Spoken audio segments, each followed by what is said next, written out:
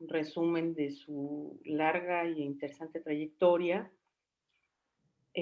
José Pardo Tomás es doctor en Historia por la Universidad de Valencia y desde 1994 investigador del Consejo Superior de Investigaciones Científicas en la institución Milà y Fontanals de Investigación en Humanidades en Barcelona, España. Ha sido investigador invitado en diversas universidades y centros de investigación de Italia, Alemania, Francia, Portugal, Estados Unidos y México. Ha dirigido varios proyectos de investigación dedicados a temas de historia cultural de la medicina y de la ciencia de los siglos XVI al XX, sobre los que ha publicado más de un centenar de libros, capítulos de libros y artículos en revistas especializadas, además de un buen número de publicaciones de divulgación de historia de la medicina y de la ciencia europea y latinoamericana. Antes de darle la palabra, voy a de una vez a presentar a la presentadora, comentadora del texto que nos va a dar Pepe, y que será Angélica Morales Arabia, ¿sí? Que por ahí anda. Ella es doctora en Historia por la Facultad de Filosofía y Letras de la UNAM. Actualmente es investigadora del programa de Historia de la Ciencia en el CEICH de la UNAM también y maestra en la Facultad de Ciencias Políticas también de la UNAM. Ahí imparte cursos de Sociología Histórica, Historia Social Moderna y Contemporánea. Un curso también sobre Historia de la Medicina e Historia de la Botánica. En sus temas de investigación más destacados son la historia de la medicina, la historia natural y las expediciones botánicas, siglos XVI y XIX. Ha publicado diversos artículos, capítulos de libros, ha coordinado libros y en 2015 publicó el libro de su autoría, La consolidación de la botánica mexicana, un viaje por la obra del naturalista José Ramírez, 1852-1904. Bueno, pues con estas breves presentaciones, pues no tengo más que darle la palabra a Pepe Pardo. Nuevamente, muchas gracias, Pepe, y pues adelante, por favor.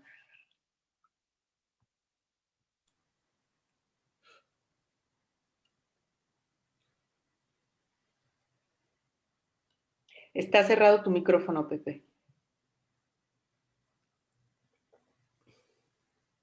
Perdón, estaba agradeciéndole a Laura su presentación y quería también hacer extensivo el agradecimiento a todos los coordinadores del seminario itinerante, un seminario al que creo no haber faltado en ninguna de las sesiones precedentes y que por lo tanto la verdad es que cuando digo que me honra la invitación que me hicieron para participar en él, lo digo a conciencia, conociendo cómo han sido de interesantes las ponencias anteriores y especialmente los debates que ha habido anteriormente. Estoy muy contento de estar con todos ustedes. Me gustaría muchísimo más estar allí y hacer intercambio de aerosoles con todos ustedes, pero de momento esto es lo que hay. Desde esta orilla, simplemente mis gracias más sinceras. También tengo que excusarme porque contra lo que es mi costumbre voy a leer mi intervención y es sobre todo por una deferencia hacia la que será mi comentadora. Me parecía una traición haberle enviado un texto a finales de enero y ahora salir yo por peteneras, y como me conozco y sé que si no tengo la disciplina de los papeles delante soy capaz de enrollarme, como decimos acá, ¿no? Y de irme por los cerros de Úbeda, pues leeré y trataré de disciplinarme un poco y además así me atendré bastante mejor, espero, al tiempo que me he prefijado para poder dar lugar luego al debate, que es lo más interesante.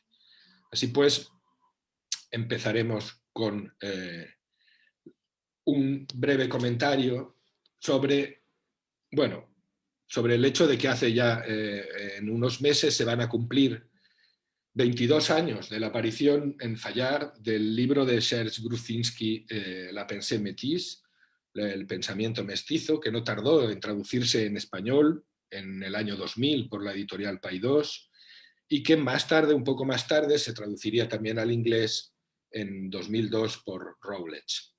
Durante estas más de 2 décadas, el libro no ha dejado de tener un considerable impacto en la producción historiográfica, que ha tratado de seguir pensando de manera renovadora en lo que una operación de marketing político, en busca de un consenso que alejara las molestias ocasionadas por el pensamiento crítico de la decolonización, había rebautizado como el encuentro entre dos mundos. Los usos, apropiaciones y disensiones que ocasionaron algunos conceptos e interpretaciones del pensamiento mestizo, en especial las discusiones, a veces enojosamente nominalistas, acerca de ese fastidieux processus combinatoire qu'on appelle le métissage, en palabras de Nicolas Menu, que publicó una lúcida reseña del libro en la revista L'Homme, no son ahora de nuestra incumbencia exactamente. Más allá del inevitable desgaste de alguna de sus tesis, es la fecundidad del libro a la hora de estimular nuevas miradas acerca de la configuración de un programa fuerte de investigación sobre las creaciones culturales, artísticas y políticas del México colonial, lo que ahora me interesa evocar. En concreto, quisiera volver sobre 4 páginas que, releídas ahora para dar forma a las reflexiones y a la propuesta, aunque sea provisional y deslavazada, que me gustaría someter hoy a discusión en este seminario, no han desarrollado, según creo, todo su poder catalizador. Me refiero a 4 páginas de un epígrafe titulado Plinio como atractor, donde Grudzinski comentaba los intentos de los frailes. Él se apoyaba en las obras de Las Casas, de Durán, de Sahagún y de Mendieta, por remitir las referencias de la cosmogonía mesoamericana a los 4 elementos de los filósofos griegos. Aproximaciones que, según afirmaba Grudzinski, se realizaron a costa de equívocos y de formaciones continuas y sin duda modificaron los saberes y las creencias indígenas. Hasta aquí la cita. Pero no se quedó aquí, sino que también modificó al otro, porque, vuelvo a citar, ocasionó mezclas entre los conocimientos de los religiosos españoles y los datos amerindios, generando nuevos saberes intermedios o mestizos. Fin de la cita. Pero sobre el caso que aquí nos interesa, Grudzinski añadía: escribir la historia natural de las Nuevas Indias necesitaba recurrir igualmente a marcos antiguos. Plinio proponía aproximaciones fáciles de transponer al caso americano. Su modo de proceder se basaba en la experiencia del prójimo. Pretendía ser exhaustivo y se apoyaba en una organización relativamente flexible de la información que podía incluir, y de hecho incluía, explicaciones que rivalizaban entre sí. Por lo tanto, la obra de Plinio se prestaba a una transposición a América para dar cuenta de lo desconocido y lo inédito, y en este sentido desempeñó un papel de atractor, dando lugar a resultados paradójicos, pues terminó por canibalizar los elementos de la tradición antigua, como lo demuestra la experiencia llevada a cabo por el médico español Hernández, que se encontró en una situación inextricable. Cuanto más seguía los escritos de Plinio, más parcelas de saber prehispánico incorporaba, poniendo así en peligro la coherencia de su obra, incluso haciéndola irrealizable. Hasta aquí Grudzinski. La lectura en la que se basaba estas últimas afirmaciones relativas a Hernández era un capítulo de Jesús Bustamante, por otra parte, un capítulo brillante, titulado Francisco Hernández, Plinio del Nuevo Mundo, tradición clásica, teoría nominal y sistema terminológico indígena en una obra renacentista. El capítulo se incluía en un libro, no por casualidad, coeditado por Grudzinski y Berta Ares, publicado en el CSIC en Madrid en 1997. La única prueba que se aportaba para sustentar las afirmaciones de Grudzinski con respecto a Hernández y a Plinio eran un pasaje del propio Hernández tomado de las Antigüedades de la Nueva España. Un momento, que voy a ver cómo paso aquí. Un pasaje de las Antigüedades de Nueva España, que es el que tienen ustedes ahora en la diapositiva. La conclusión de Grudzinski en ese epígrafe sobre Plinio como atracto y Hernández era que, como Ovidio en Puebla y en Ixmiquilpan Plinio, al contactar con la América indígena, decía Gruzinski, toma la llave del campo y siembra saberes mestizos. Produce la reflexión de Hernández en un dominio desconocido en la frontera entre los saberes indios y los europeos. Bien, me parece una mezcla de ideas sugerentes y de afirmaciones discutibles, lo que nos reporta hoy la relectura de estas páginas del historiador francés. Por un lado, me parece defendible que el desembarco de Plinio y su historia natural en el mundo mesoamericano abriera un inevitable diálogo en el cual los equívocos, los malentendidos y las deformaciones continuas pesaran de manera muy considerable, pero teniendo siempre en cuenta que ese peso, esos equívocos, eran en ambos lados de esa mesa de diálogo. Esto creo que ha quedado bien claro con las investigaciones que siguieron o que se han desarrollado en estos últimos 20 años. Igual que era sugestiva la idea de que el uso de Plinio por Hernández terminara por canibalizar los elementos de la tradición antigua. Gruzinski no podía conocer, porque se publicó 9 años después, este enorme y largo y amplio debate, repaso que realizó Carlos Jáuregui de la literatura latinoamericana y el mito del caníbal y del calibán. Pero esta tesis de Gruzinski sobre la canibalización de los elementos de la tradición antigua me parece conectar con algunas de las cosas que luego mostró Jáuregui. Eso sí, a condición de que tengamos en cuenta que en realidad son dos las tradiciones antiguas / clásicas que colisionan en la experiencia hernandina. La grecolatina viene en su equipaje y la mesoamericana le estalla en la cara desde que desembarca en Veracruz a principios de 1571 hasta que abandona el territorio en marzo de 1577. Para fundamentar lo que afirmaba Gruzinski, como hemos visto, aportaba solamente una pincelada de un texto hernandino. Es evidente que resulta necesario mucho más para ahondar hasta sus últimas consecuencias en ese doble juego de equívocos y deformaciones, pero también en el de canibalización de un texto oceánico como el de Plinio y de una manera impositiva de conocer la naturaleza, a base de nombrar y ordenar, de describir y comparar, de recopilar rarezas y prodigios al lado de usos y practicalidades de las producciones de las cosas naturales. Y en ese aspecto un libro mucho más reciente que creo que merece la pena traer a colación es el libro de Yari Pérez que se acaba de publicar sobre Maravillas de Medicina, donde me parece que nuevamente desde la historia de la literatura, como hacía Carlos Jáuregui, se están haciendo aportaciones muy interesantes al debate que aquí nos ocupa. Una manera, pues, de entender la naturaleza impuesta a Hernández por su formación humanística y simbiótica, perdón, esta la veremos después.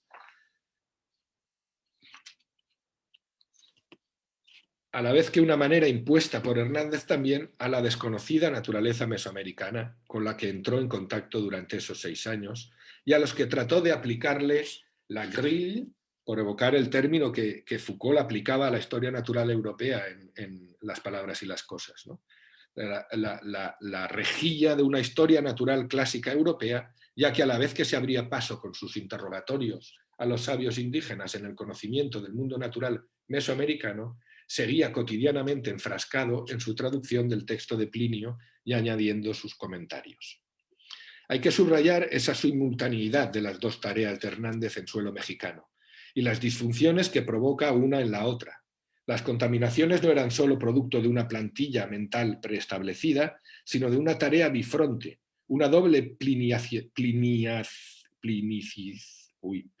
plinización, eso es, del mundo, de los dos mundos en colisión en los papeles que Hernández llevaba in situ, pisando un territorio recién colonizado.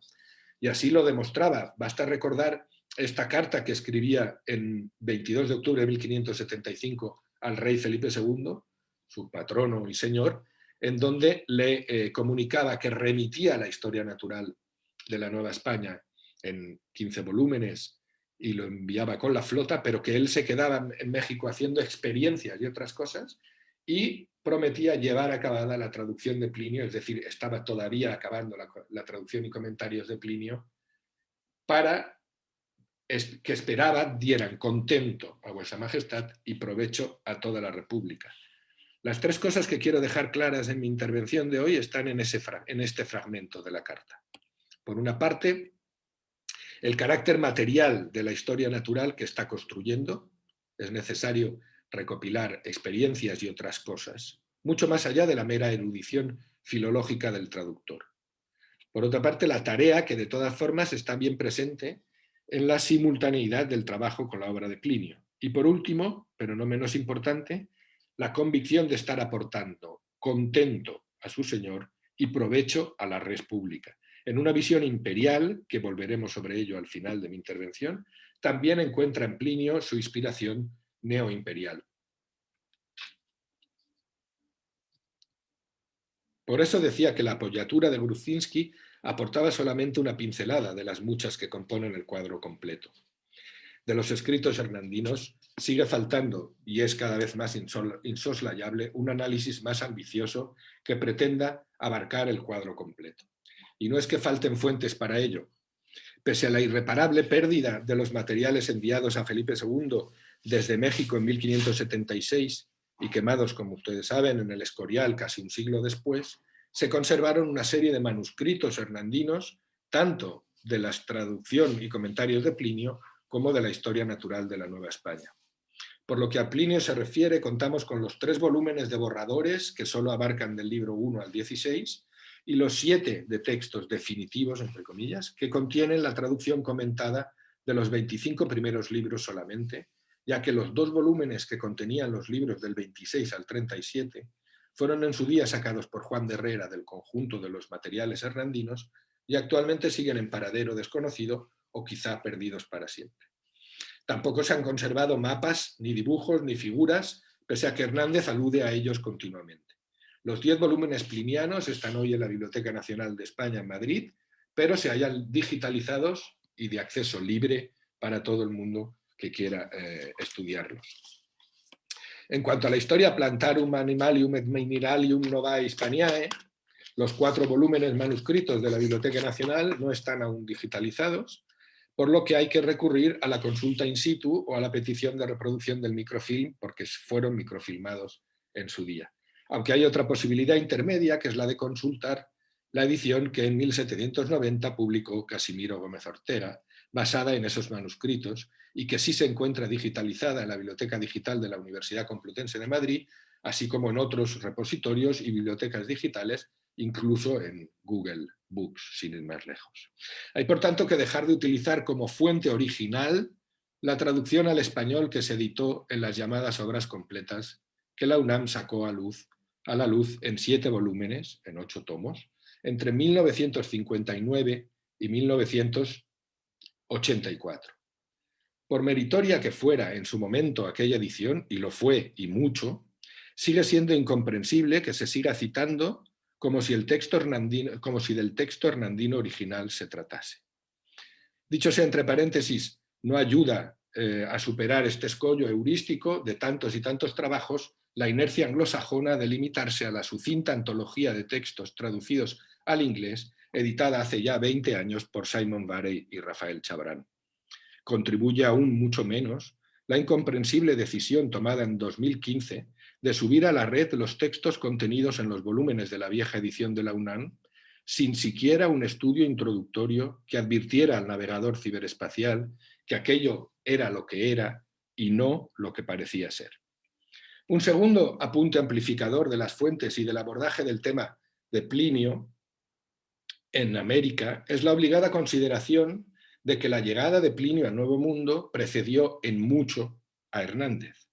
Vamos a dejar de lado a los cronistas presenciales, no presenciales, Anglería, Gómara, Monardes, incluso al cronista presencial Gonzalo Fernández de Oviedo, el más pliniano de todos, en más de un sentido, pero cuyos marcos de referencia geopolíticos y cuya experiencia directa tuvo lugar en el Darién y en el Caribe antillano y no en Mesoamérica. Pero no podemos pasar por alto el primer y violento impacto de la acción de los frailes evangelizadores. Los complejos mecanismos de conversión forzosa y masiva desplegados por franciscanos, agustinos y dominicos incluyeron la aristotelización del mundo, en frase afortunada de Gruszyński, cuando pocos años después del pensamiento mestizo publicó su Historia de la mundialización ibérica en Les Quatre Parties du Monde en 2004. El encaje forzado de la filosofía natural de un Aristóteles cristianizado en el Nuevo Mundo trajo consigo fenómenos complejos, no reductibles a una simple imposición más o menos violenta. De hecho, esa canibalización que Gruszyński señalaba en el caso de Hernández actuó también en el otro lado de la ecuación. El ejemplo del peso de Plinio en el Libellus de Medicinalibus Indorum Herbis, el llamado Códice de la Cruz Badiano, es algo que ya señaló Mili Gimmel en 2008, pero que solo muy recientemente ha merecido una atención más detenida por parte de autores expertos en el legado clásico grecolatino en la invención de las Américas. Lo importante aquí para mí es cómo el espacio del convento colegio de Tlatelolco juega un papel importante en el proceso de Plinio como atractor 20 años antes de la llegada de Hernández, por lo que es impensable que no ejerciera una influencia en el protomédico ya desde su entrada a la capital hispana, novohispana. Basta recordar aquí el acceso que tuvo a los manuscritos compilados por Sahagún, que se hallaban en esos años en su fase final de traducción textual y visual en manos de los indígenas tlatelolcas y del mismo fraile. No puedo extenderme ahora en este apunte, pero no porque los considere menos importantes, sino porque no responde a una investigación propia, sino que bebo de los trabajos ajenos, en especial los del clasicista Andrew Laird de 2010, 2014 y 2016. Habrá que seguir la pista, sin embargo, de una línea que pasa por plantearse seriamente la apropiación y transformación de la rejilla pliniana por parte de los tlacuiloque como los que trabajaron para Sahagún, o de los indígenas latinistas como Juan Badiano, o de los médicos sanadores mexicas como Martín de la Cruz, o del elenco de titizi tlatelolcas nombrados por Sahagún en su obra, así como de los llamados cronistas ladinos o mestizos, y de un largo etcétera de fuentes que esperan aún ser releídas a la luz de esta perspectiva. Solo así quizá podamos encontrar una respuesta satisfactoria a una pregunta fundamental que, por lo que yo sé, no ha sido ni siquiera formulada aún con claridad, reconociendo la ignorancia sobre sus respuestas, al menos la ignorancia de quien les habla. ¿A quiénes se refiere Hernández exactamente cuando escribe en el capítulo dedicado a la Nexton o árbol ceniciento y pequeño, algunos pretenden que sea la barba de Júpiter? ¿Quiénes hacían esa identificación entre la barba de Júpiter pliniana y el Nexton? ¿Y a quién se refería cuando al describir y dibujar el Atezcalcahuitl escribe creen algunos que es el Isidoplocamos de Plinio? ¿Quiénes son esos algunos que creen en esa otra identificación? En cambio, para centrarnos en Hernández y su operación pliniana con respecto a la concepción de la naturaleza unificadora de los dos mundos, viejo y nuevo, me gustaría plantear la apertura de dos nuevos frentes basados en el análisis de los manuscritos. La primera línea de frente, la triple conjunción entre ejercicio libresco, experiencia de los sentidos y manipulaciones materiales.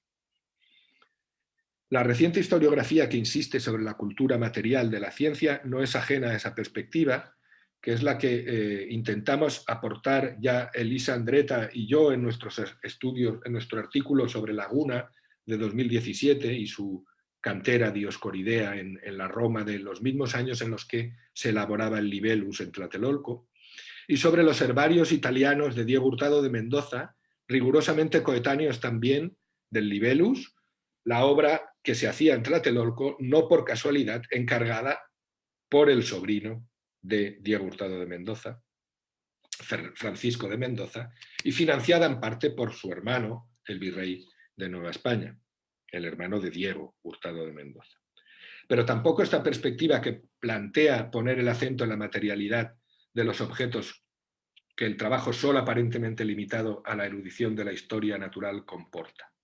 Para remontarnos a una obra rigurosamente coetánea del pensamiento mestizo, en 1999, el mismo año, Anthony Grafton y Nancy Shiraisi editaron un libro especialmente sugestivo titulado Natural Particulars. En el estudio introductorio, que sigue siendo lo mejor del volumen releído ahora 2 décadas después, Grafton y Shiraisi planteaban, cito, la influencia de los entornos disciplinarios en la configuración de la forma en que los individuos del Renacimiento pudieron estudiar la naturaleza. Y señalaban cómo, vuelvo a la cita, el mapa cambiante de las disciplinas, la alquimia, la historia natural, la medicina, se cruzaban repetidamente y combinaban una base textual autorizada con una tradición de práctica que implicaba manipulaciones materiales. Y aquí vendría la segunda línea de frente, la carga política profunda de la operación de Hernández con Plinio. Algo que de nuevo nos ha preocupado recientemente a Elisa Andretta y a mí, y que hemos tratado de plasmar en un capítulo que esperamos aparecerá este año en un libro editado por Dominique Brancher en Droz, y que trataba de delinear esas cargas políticas en los diversos talleres abiertos de trabajo con la obra pliniana en el mundo hispánico a lo largo del siglo XVI. Pero algo que también estaba en la programática producción de Grafton y Shiraisi de 1999, cuando comentaban el capítulo de Paula Finlen y los comentarios de Thomas Kaufmann, es esta cuestión que ellos resumían así: incluso textos tan aparentemente inocentes como las obras de historia natural de Dioscórides y Plinio podían servir para propósitos políticos poderosos. Fin de la cita. Los autores y autoras de este libro, siempre renuentes a abandonar el cómodo espacio eurocéntrico, aplicaban esta afirmación sobre los propósitos políticos poderosos a Pietro Andrea Mattioli y su trabajo material y erudito con la materia médica de Dioscórides, y a la agenda política de la corte de los Habsburgo en Praga y en Viena. Pero mi intención es traer esa idea de los poderosos propósitos políticos que hay tras la aparente inocencia, entre comillas, del trabajo erudito, ese es el término empleado por Shiraisi y Grafton, con un texto como el de Plinio, a la mesa del taller pliniano que Hernández monta, primero en Toledo, pero luego en la Ciudad de México. La clave del arco que construye Hernández es, en primer lugar, la traducción al español de la Naturalis Historia de Plinio, una labor empezada en plena madurez, cumplidos con creces ya los 40 años, muy pocos años antes de recibir su encargo para embarcarse a América. El proyecto de fabricar un Plinio en lengua vulgar aparece en un contexto de cierre de otros proyectos de glosa o edición de la obra pliniana en círculos humanistas de Alcalá, de Salamanca, de Valencia y de la misma corte española, en la línea del empeño de fijación de los manuscritos latinos circulantes.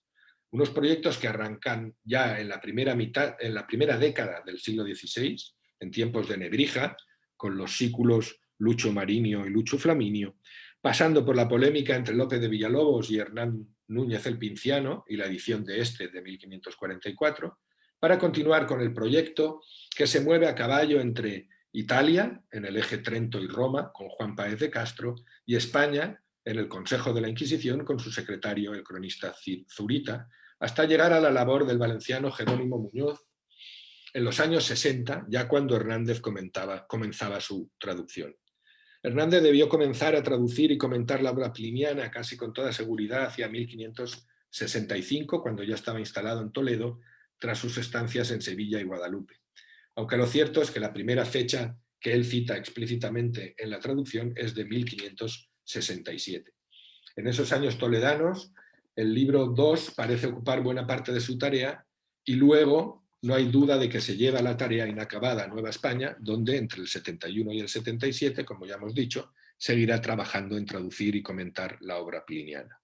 Los manuscritos de esa labor llegaron en manos de Hernández en 1578, y su última mención es en el testamento que da en ese año, dado su precario estado de salud. Pero, como se sabe, Hernández tardaría 9 años aún en fallecer, y hay que admitir que en los manuscritos hay más de un testimonio de intervenciones posteriores al regreso de Hernández a España. Intervenciones posteriores que están marcadas más fuerte que nunca por la experiencia americana. Solo citaremos uno de esas intervenciones posteriores para no extendernos en este particular, que es la que tienen ustedes en la pantalla.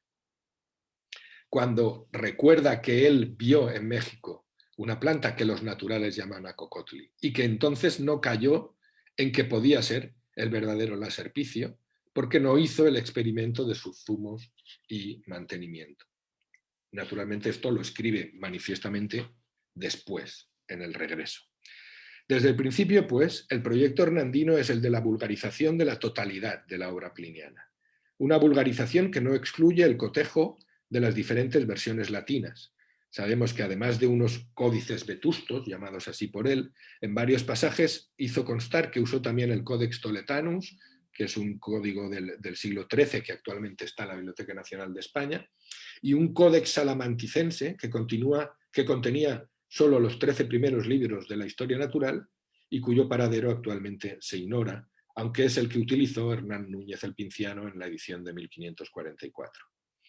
Lo más parecido a este proyecto en el área lingüística castellana es lo que unos años antes había hecho Laguna con el Tratado de Materia Médica de Dioscórides, publicado en 1556. Si bien allí el reto filológico era la fijación de un texto griego desde el que traducir a Dioscórides al español. Hernández entra en materia, pues, con la ambición omnicomprensiva de la Naturalis Historia en comparación con las experiencias precedentes, todas ellas parciales o inacabadas en el ámbito hispano. Pero comparte con todas ellas la proveniencia de una sólida formación intelectual adquirida en el interior del mundo académico universitario, en su caso el de Alcalá, y la convicción de la necesidad de ultrapasar la tarea del gabinete filológico para incorporarla a un programa de indagación acerca del mundo natural mediante algunas prácticas en el campo, como las herborizaciones, observaciones directas en plantas y animales en la cautividad de los jardines, experiencias de disecciones y vivisecciones animales e incorporación de instrumentos y técnicas de conservación y archivo, como el herbario seco, el archivo de semillas o el transporte de planteles. Por citar solamente las que están documentadas tanto en los años de Hernández en la península ibérica como luego en México. Lo importante en el trasplante a México de esas prácticas es que sin duda crearon la dependencia del conocimiento indígena en saberes, pero también en prácticas, sin las cuales Hernández no pudo realizar esa transferencia del programa de indagación iniciado al otro lado del océano. Y esto porque el programa hernandino considera que su solidez filosófica, intelectual, implica necesariamente el conocimiento profundo de los autores de la antigüedad, latinos y griegos, pero también precisamente el conocimiento derivado de prácticas experimentales en el sentido de relacionadas con la experiencia material que en Mesoamérica él solamente podía adquirir transando con quienes poseían el conocimiento y el dominio de ciertas prácticas y experiencias. Por eso la tan cacareada transformación renacentista de la economía de los saberes pasa a ser radical si integramos en esa mirada tenazmente eurocéntrica lo que está sucediendo más allá del falso finis terrae europeo. Lo que conlleva, por supuesto, críticas abiertas al saber del romano, cuando la experiencia americana así lo demuestra. Ejemplo claro es el que hallamos en el capítulo 7 del libro 12, que Plinio dedica a los frijoles. Muchas especies hay de estos en Nueva España. Pero Hernández alarga el comentario hacia la pimienta luenga porque él la identifica con el tlatlancuaye de sus interlocutores mexicas y por ello aquí cita su otra obra sobre las plantas de Nueva España y remite tanto al texto descriptivo del tlatlancuaye como de los dibujos que hicieron los tlacuilos que trabajaban para él, para aquella obra. Ese manejo entre la experiencia propia y el testimonio ajeno no es ni sencillo ni uniforme, y por si fuera poco se complica con la verosimilitud otorgada a prodigios y maravillas de la naturaleza precisamente porque Plinio lo autoriza. Por eso al lado de referencias a prácticas de disección y vivisección animal llevadas a cabo directamente por él, tanto en Toledo como en México, encontramos referencias a monstruosidades de la naturaleza americana dependientes de testimonios ajenos, pero a las que se otorga verosimilitud apoyándose precisamente en Plinio. El capítulo más rotundo en este sentido está en el Tratado primero de la Historia Animalium Novae Hispaniae. En los dos capítulos anteriores, Hernández acababa de describir y hacer dibujar un bisonte basándose en testimonios referidos del norte de México, la legendaria región de Quivira, entonces todavía legendaria, recordando incluso que un ejemplar hembra de ese toro mexicano fue llevado a España como regalo para Felipe II. Y también del Itzcuín de Tepoztlán, perro giboso observado por él en Michoacán. Uniendo estas dos referencias a la de la existencia de unos hombres corcovados en el septentrión novohispano, apenas explorado aún, inevitablemente evocan las razas plinianas, cuyo peso en la visión europea de los humanos y los animales americanos ya señaló Peter Mason en su Desconstruyendo América en 1991. Por eso le parece precisamente el lugar donde insertar este capítulo, el capítulo de la calavera encontrada en Chalco y de los huesos de gigantes que se han descubierto en esta tierra, cerca de Texcoco y también en Toluca. En cuanto a la integración de experiencias sensoriales y las prácticas empíricas, en la prefación al benigno lector que Hernández escribió para que precediera, junto a la dedicatoria de la que me ocuparé enseguida, la parte final de mi exposición, a una futura edición de su Plinio, resalta para sus lectores el valor del estilo de Plinio y de la majestad de la naturaleza, pero también la sólida base de los testimonios ajenos sobre los que Plinio escribió su obra. La misma doble vía de acopio de información que él piensa practicar, tanto en sus comentarios a la traducción como en su historia natural de la Nueva España. Hernández, pues, se duplica para ser 2 veces Plinio.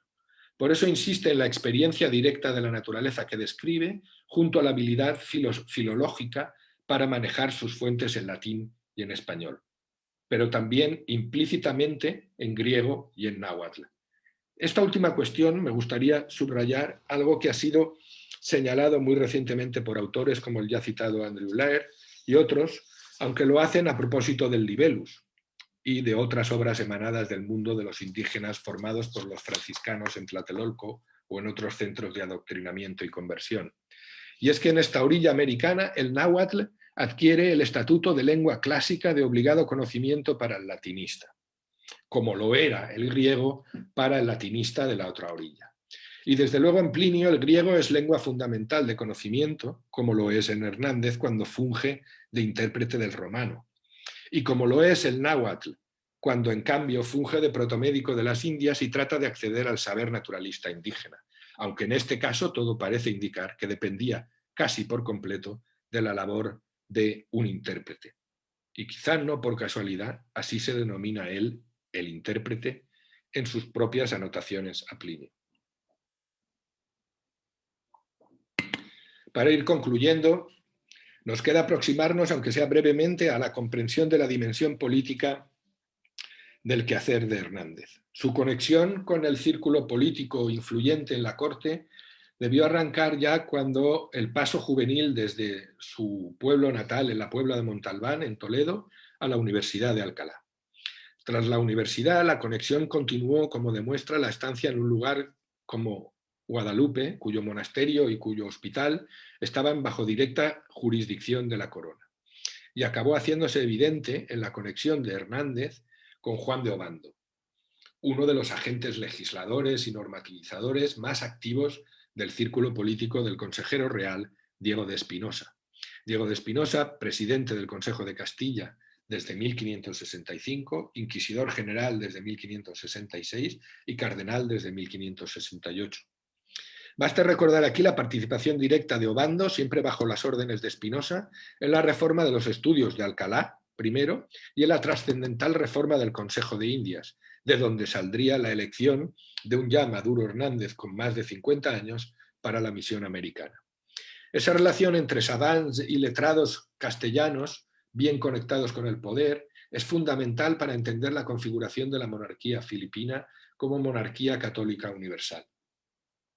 La inserción de Hernández en la redefinición de la política imperial de Felipe II a partir de su ascenso al trono en 1556 es clave para entender su empresa y su autorrepresentación como un doble Plinio, el que revive y saca a la luz de todos el Plinio del mundo antiguo y el que crea el Plinio del mundo nuevo.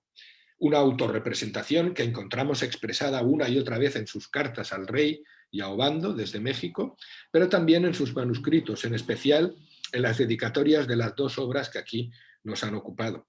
A partir de las dos dedicatorias cabe abrir una interpretación acerca del programa de la historia natural del Nuevo Mundo y la supeditación como complementariedad de la vulgarización de Plinio. Solo así se entiende la en apariencia paradójica elección de las lenguas en la que escribir este doble Plinio. El primero, el del mundo antiguo, lo escribirá en español. El otro, el del mundo nuevo, por el contrario, hay que presentarlo como si de un trabajo pliniano se tratara, y por eso lo escribirá en latín. De modo que el asunto de la vulgarización no es tan simple como pudiera parecer a primera vista, e implica una auténtica traducción de la naturaleza americana. La reapropiación de la visión imperial de Plinio por el monarca y su médico naturalista, explorador, traductor, es una visión imperial que, a diferencia de la de Plinio, es ya católica y su escala es ya global. El uso político y geoestratégico de esa empresa intelectual no puede ser dejado de lado o tratado como un mero efecto retórico. Algo que para empezar no puede sino recordar las famosas líneas del propio Plinio respecto a la relación entre Aristóteles y Alejandro.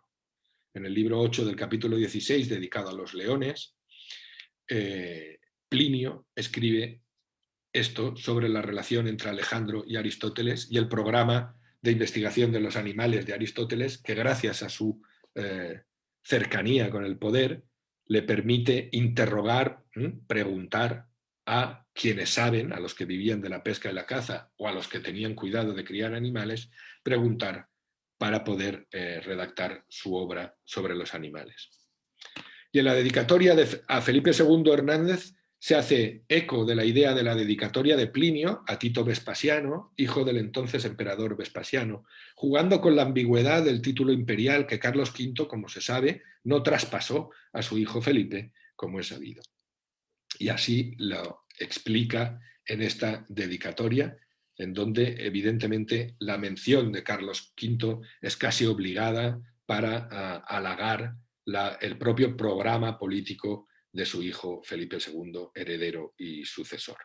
Conviene señalar que la dedicatoria, de hecho, esta dedicatoria comenzaba con una invocación de las Sagradas Escrituras y, cito, la ley natural y buen concierto del mundo que el amor y la caridad de los cristianos conforman en el cuerpo místico de Cristo, para seguir con la confesión de que el autor había buscado cómo ser de provecho a la República mediante, vuelvo a citar, buena obra al servicio de Dios, del Rey y del bien común.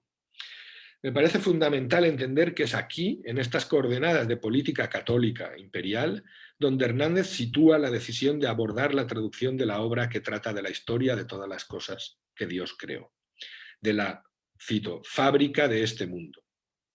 Es decir, la historia natural de los dos Plinios. Uno, él lo vulgariza y comenta, el otro lo encarna directamente. La imagen con la que Hernández acababa su dedicatoria a Felipe II abunda en esta idea de una doble historia natural pliniana a escala global. Felipe II, nos dice Hernández, ha sido creado por Dios para que sujete el mundo. Y dice, como otro segundo Atlas en cuyos hombros permaneciere y se sustentare. La explícita intencionalidad político-religiosa de la empresa y de la autorrepresentación del protomédico no está solamente en el paratexto, sino que recorre toda la obra, siempre que la ocasión lo propicia. La vinculación del empeño imperial con la ortodoxia católica es evidente, por ejemplo, cuando Hernández decide suprimir el capítulo 55 del libro 7 de Plinio, porque allí Plinio, entre otras cosas, negaba la inmortalidad del alma y la resurrección de la carne. En cambio, Hernández hizo un largo excurso en el comentario del capítulo anterior, en el 54, para justificar este acto de autocensura. Una larga argumentación en la que trataba de contradecir esos desatinos plinianos a base de otros filósofos griegos, pero especialmente y de manera excepcional, puesto que no lo hace en otros lugares de los comentarios a Plinio, de las Sagradas Escrituras. En especial, las veterotestamentales como el Génesis y el Eclesiastés. Algo que sin duda hubiera hecho feliz a su amigo el biblista Arias Montano, empeñado en una relectura de la historia natural en las Sagradas Escrituras. Dicho entre paréntesis, algún día, en especial ahora que tenemos este libro de María Portuondo dedicado a la filosofía natural del biblista extremeño, de Arias Montano, habrá que trazar algún día esos lazos entre Hernández y Arias más allá del poema que todo el mundo cita. Quizá unidos por ese desasosiego hispano, el disquiet, la traducción debería ser, en mi opinión, desasosiego, puesto que es la traducción que en el mundo inglés también se empleó para traducir el libro de Pessoa, el libro del desasosiego, y creo que Portuondo se inspira en esa referencia textual del disquiet. Más allá de repetir hasta la saciedad los rancios tópicos del atraso español o los nuevos tópicos acerca de la modernidad ibérica, deberíamos intentar replantear poco a poco estas relaciones entre las dos orillas. En cuanto a la inserción de la historia natural hernandina en un proyecto que no solo contemplaba la apropiación erudita del saber indígena mesoamericano, sino también la exhibición material de una naturaleza conquistada, en el más amplio sentido de la palabra, bastará también un ejemplo, entre otros muchos, el del proemio al libro 12, que es el primero en el que Plinio, entre otros, el que Plinio dedicaba al mundo vegetal. Allí comentaba Hernández lo que pueden leer en la diapositiva. Ese comenzar por los árboles extranjeros y esa evocación de que muchos de esos árboles extranjeros nos ha hecho familiares la grandeza y cuidado de Felipe II para que se puedan ver en un rincón de España. La materialidad de la naturaleza conquistada, pues. Y concluyo ya. El proyecto pliniano, amoldado a la escala global del Imperio Español, que asume y ejecuta Hernández, se muestra como una forma de construir una visión geopolítica y un conocimiento del mundo natural sometido a la voluntad del poder imperial.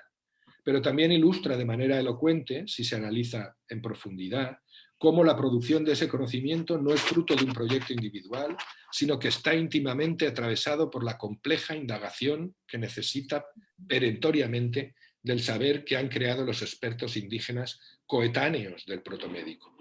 Un conocimiento que han creado los coetáneos, que no solo procede del saber clásico que ha logrado sobrevivir a la hecatombe de la conquista, sino que también es fruto de la apropiación de otro saber clásico traído por los conquistadores.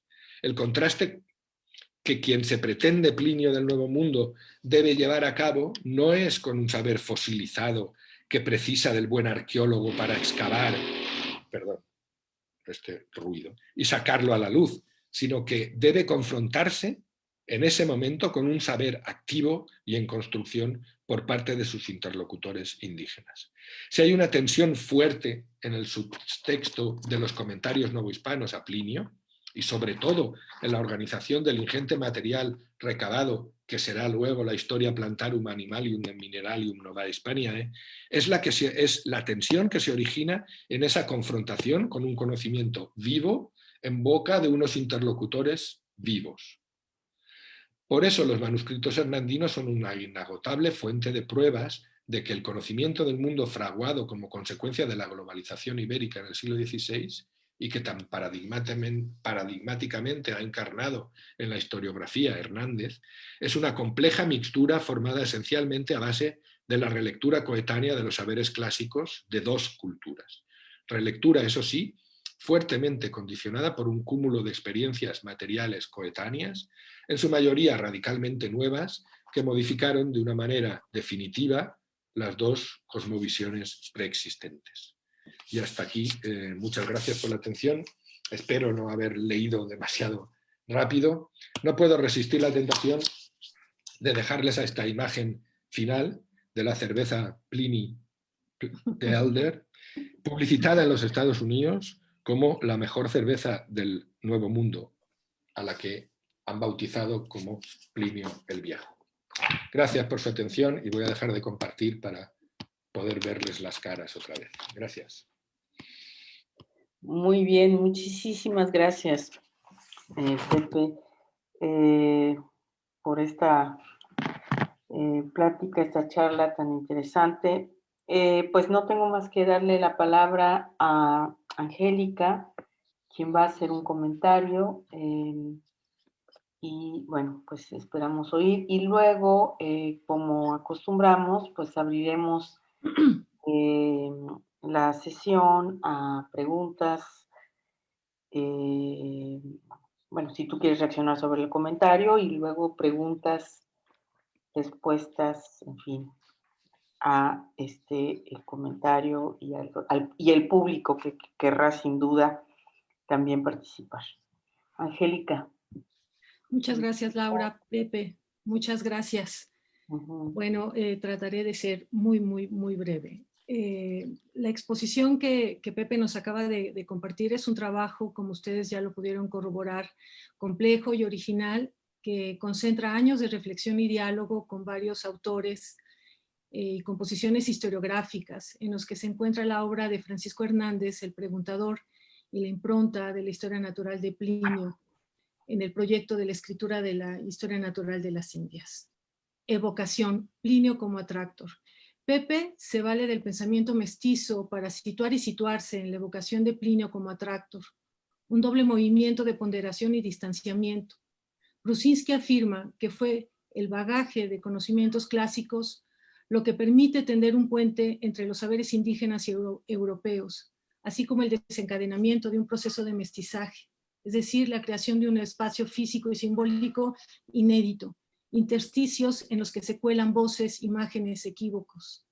Pepe coincide con el historiador francés en que no debemos de perder de vista el momento en que Hernández está haciendo la traducción, al mismo tiempo está escribiendo la historia natural de las Indias, que produce equívocos y deformaciones continuas. A esta afirmación, agrega Pepe, habría que incluir además que Hernández, no solo a Hernández, sino a todos los involucrados. De lo contrario, no tendría sentido el proceso de plantear el proceso de mestizaje. Aquí debe considerarse los contactos transculturales modifican tanto a unos como a otros, nunca es un camino de una sola vía. Esto es permanente a lo largo del texto de Pepe.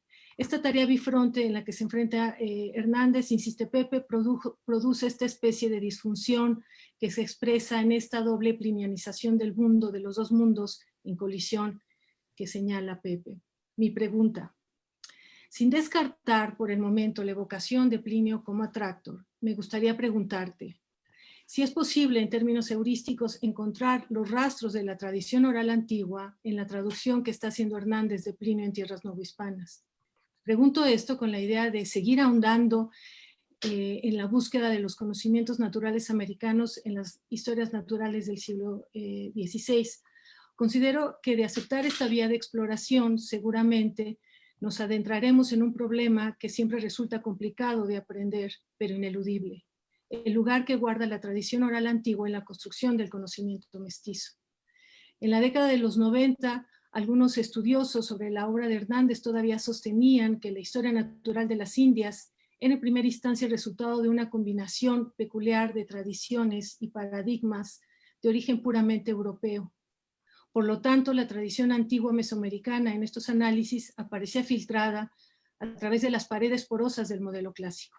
Eso sí, ya se reconocía que Hernández había establecido de forma innovadora un sistema de clasificación botánica hasta género en el que era claramente reconocible la huella náhuatl. Bajo este tipo de afirmaciones se han articulado diversas hipótesis, unas más convincentes que otras, para dar cuenta de la invención, la hibridación, el mestizaje o la propia canibalización de estas dos tradiciones que nos plantea Bruscinski. Y hago esta pregunta porque el propio Pepe afirma que es fundamental que consideremos que el trabajo de Hernández en la historia natural de Plinio va más allá de la tarea filológica del traductor, y que además esto lo podemos corroborar al analizar el carácter material de ambas obras, ¿no? La historia natural de Indias y la traducción de Plinio. Él mismo nos ubica a los autores que antecedieron a Hernández en la traducción de Plinio y los que son contemporáneos a Hernández. También Pepe nos da estas pistas cuando señala que Plinio desembarca mucho antes que Hernández. Plinio está presente en los gramáticos indígenas escribanos tlacuiloque, que junto con los médicos van a fungir con este papel de intermediarios culturales entre estas dos tradiciones.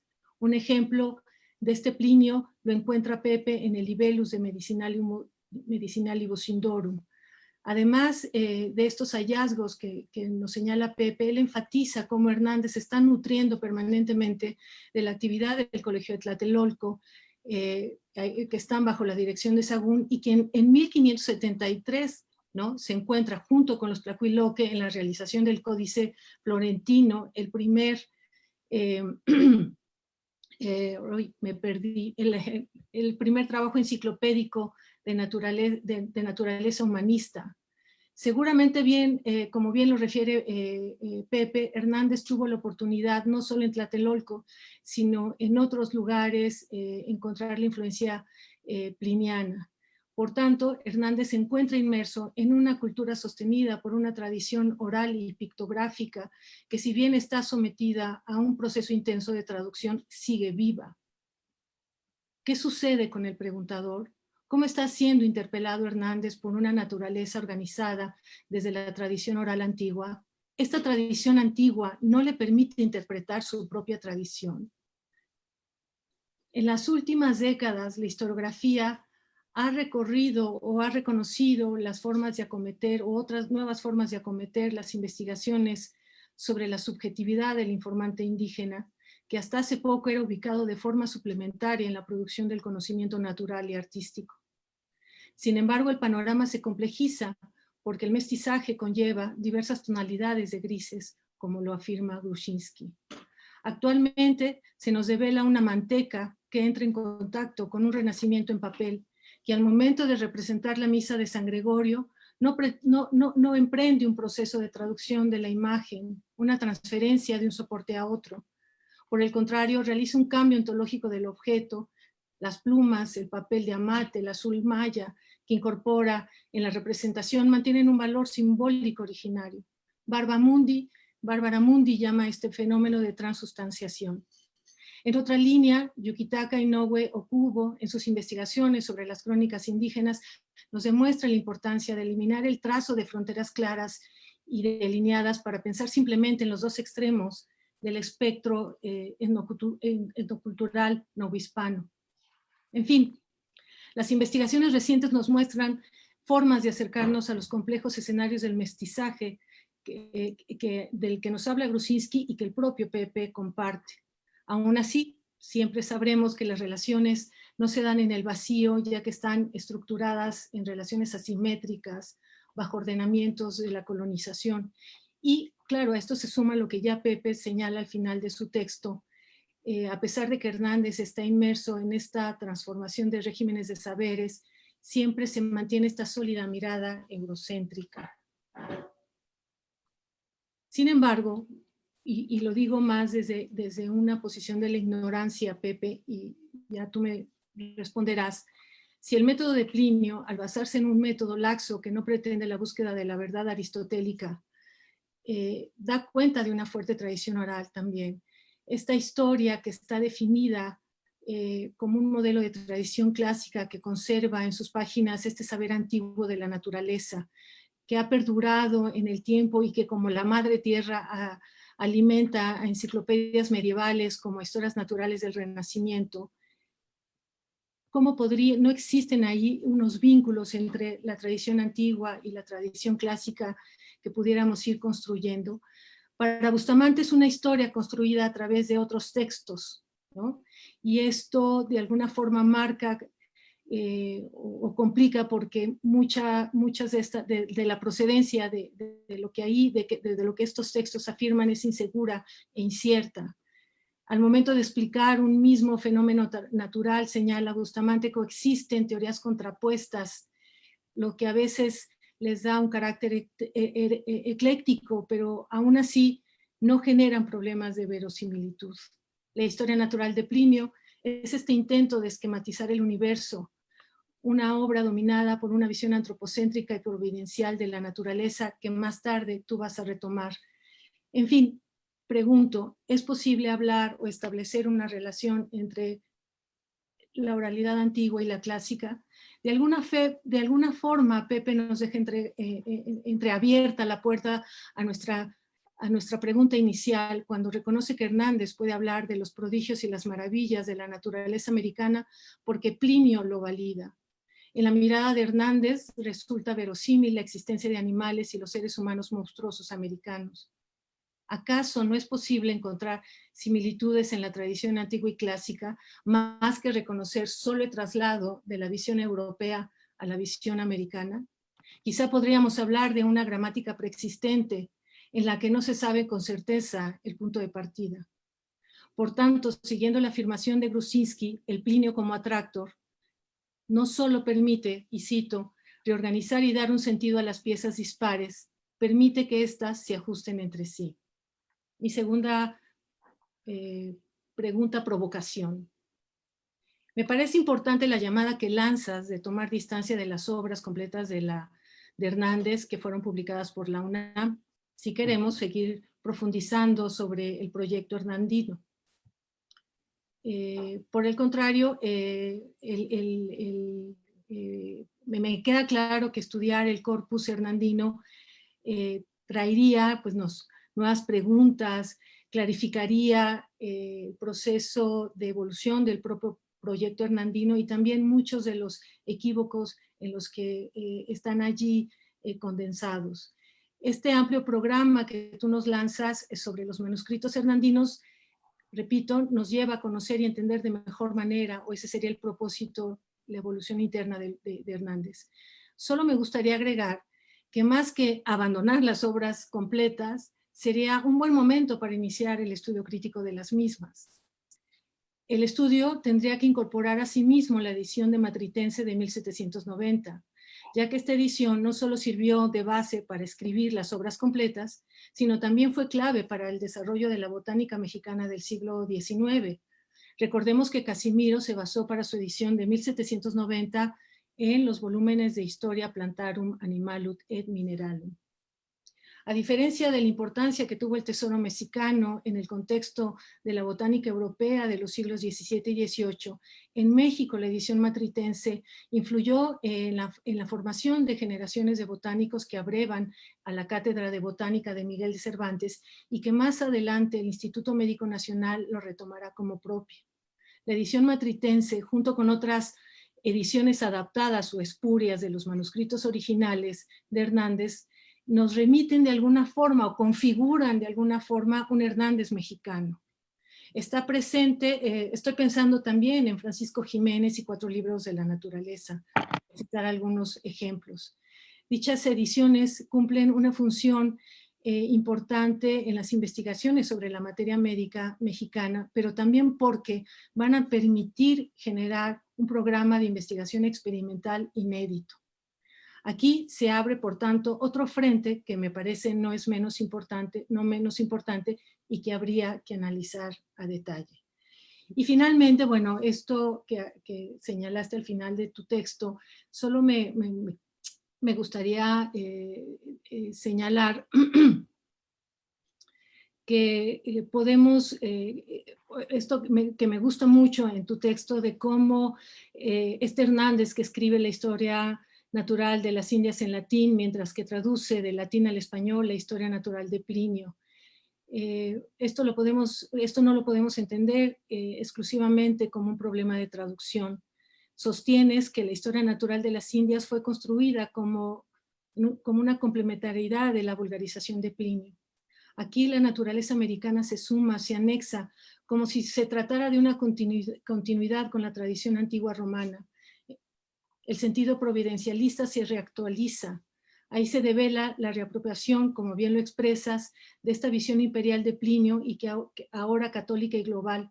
La misma idea de enciclopedia renacentista condensa claramente estos propósitos que tú nos has querido señalar al final de tu texto. Bueno, pues, como dije, era muy breve. Muchísimas gracias. Muchas gracias, Angélica, por tu comentario. Y bueno, pues no sé si antes Pepe quiere hacer algún comentario o abrimos una sesión con el público. No sé si tenemos... sí, bueno, Pepe, trataré de ser muy breve en mis respuestas porque me interesa sobre todo que abramos la sesión al público, pero bueno, algunas de las preguntas, ella dice 2, pero yo anoté por lo menos 5 o 6, pero algunas de las preguntas de Angélica sí que me gustaría un pequeño comentario porque me parecen muy, muy atinadas, ¿no? Especialmente, por ejemplo, la cuestión relativa a la oralidad, ¿no? La cuestión relativa a que el método de indagación de Plinio es inseparable de su actitud de recabar información oral de sus informantes. Y ese es el método que legitima a Hernández para hacer lo que hace. Hernández se ampara en Plinio, más allá de la discusión puramente textual de si eso es un Dioscórides o si el modelo es Dioscórides o el modelo es Plinio. Metodológicamente el modelo es Plinio porque es el que legitima lo que va a hacer Hernández en Nueva España, que es transformarse en el preguntador. Preguntar. Y de ahí viene mi llamada a que recuperemos una lectura de sus comentarios a la historia natural de Plinio, escritos en Nueva España, porque cada vez que él dice algunos creen, algunos dicen, se ha interpretado generalmente como pura erudición libresca. Está citando otros libros, otros textos. Y a mí me parece que no, que si situamos esto en el contexto de la relación entre lo oral y lo escrito, y teniendo en cuenta que él depende absolutamente de esa capacidad de interrogar a los que conocen y saben la naturaleza americana, me parece que el método pliniano es el que lo legitima. Y por eso él está tan pegado a esa retórica de plinianizarse a sí mismo, porque él es lo que está haciendo allí. No tiene otro remedio que aplicar un método en el cual es consciente que depende enormemente de la oralidad. Mi punto ahí es que a eso debemos unir la cuestión de la experiencia material. A eso debemos unir la manipulación de la naturaleza americana, la manipulación de las plantas y de los animales.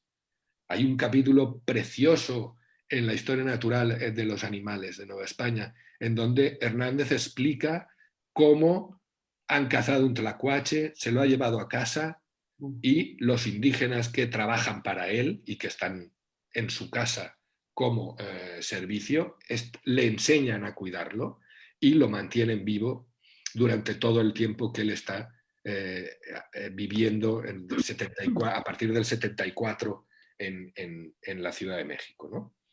Bueno, esta cuestión de la oralidad me parece que ahí has puesto, y quizá yo no he explicado convenientemente esa cuestión, y por eso ese comentario sí que lo quería hacer porque me ha gustado mucho y quizá yo no he insistido lo suficiente. Y la otra cuestión es una cuestión puramente historiográfica, que no quisiera yo tampoco haberme equivocado en mi expresión.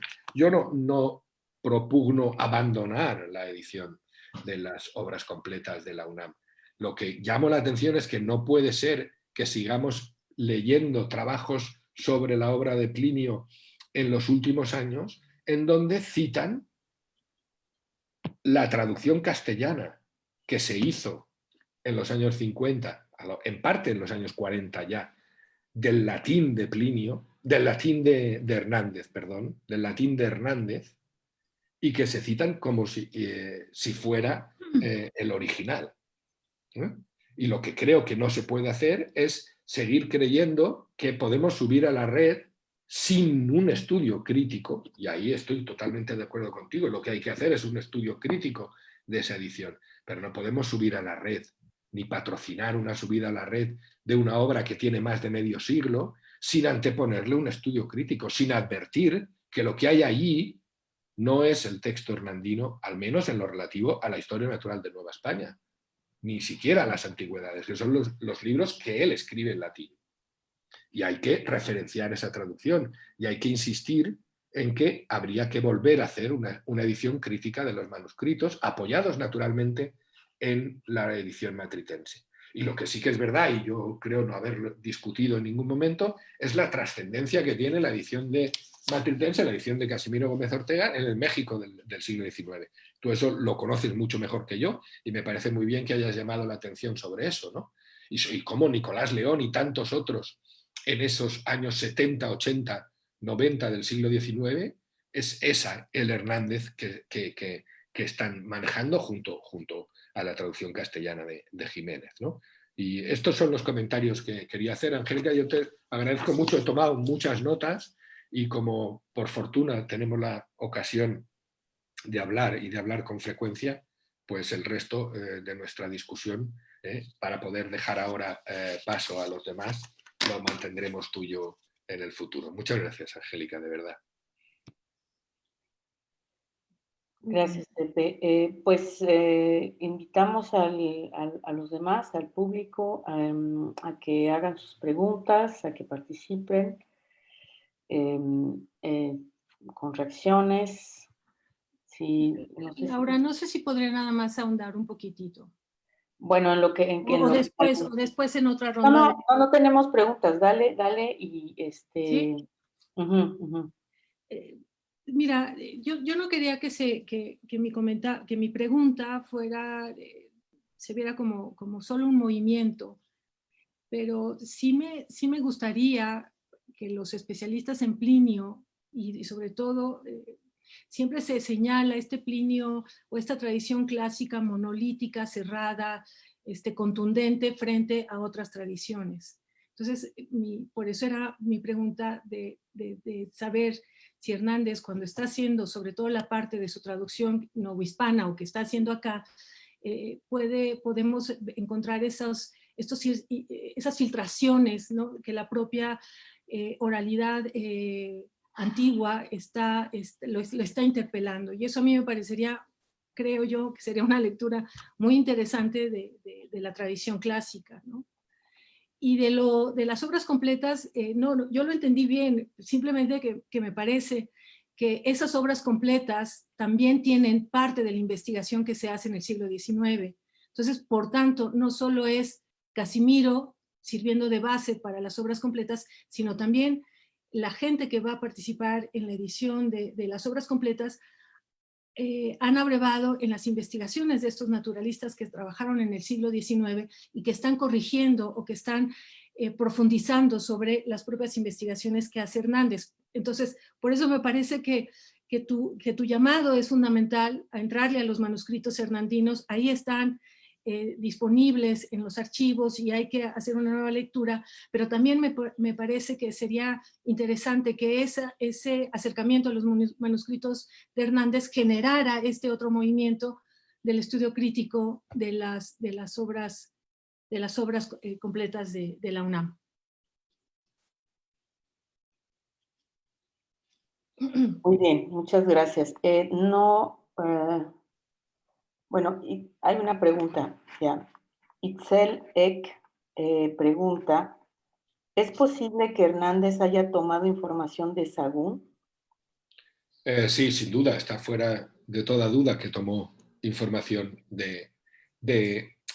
digamos, no de Sahagún probablemente personalmente, pero sobre todo de lo que tradicionalmente decimos Sahagún, pero como saben perfectamente, estamos hablando de un trabajo que en esos momentos, en el momento en que Hernández está allí y toma contacto con los manuscritos, es un trabajo que aún no se ha terminado, aunque se está terminando, es un trabajo fundamentalmente todavía en náhuatl y que está traduciendo el propio Sahagún al castellano, que está ilustrándose en la parte visual por parte de Tlaquiló, que trabajan en Tlatelolco, y no hay ninguna duda de que Hernández toma contacto con estos materiales, especialmente no solo en la historia natural, ¿no? Sino especialmente en esa otra obra que decide hacer por mandato de Obando y no por mandato del rey, que es lo que conocemos actualmente como las antigüedades de Nueva España, en donde realmente allí el peso de la información, el grueso de la información procede de su contacto con los materiales de los llamados informantes de Sahagún, o quizá deberíamos empezar a decir los interlocutores de Sahagún y no los informantes, ¿no? Gracias. Está Ignacio de la Serna, que alzó la mano. Por favor. Sí. Buenas tardes a todos. José, confieso que no desconozco completamente la obra de Hernández. Mi campo es otro, me dedico al siglo XVIII francés sobre todo. Pero tu charla no solamente me ha gustado, sino que ha constituido una auténtica revelación por una cosa, porque creo que a través del ejemplo y de lo que has hablado,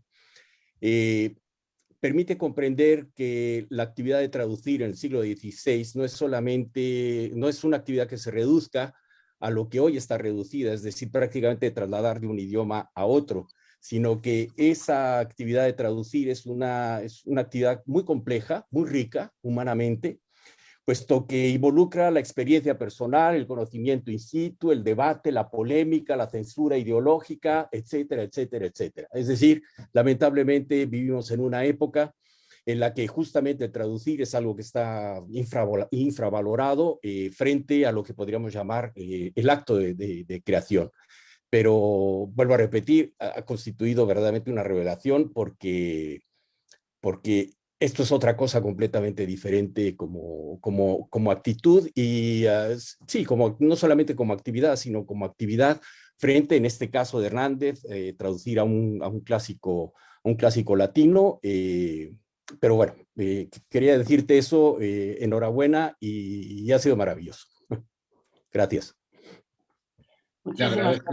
Le agradezco el comentario y la referencia, sí, a lo que, aunque llamamos traducción y traductor, la complejidad de los ejercicios de traducción en este momento es muy rica, y en eso el ejemplo hernandino, que no es el único, pero es un ejemplo fantástico sobre ello. Entre otras cosas, por una cosa tan sencilla aparentemente como titularse cada vez que interviene en el texto, titularse en tercera persona como el intérprete, que ya dice mucho sobre eso, ¿no? No solo Sí, traslada, claro. sino que interpreta, ¿no?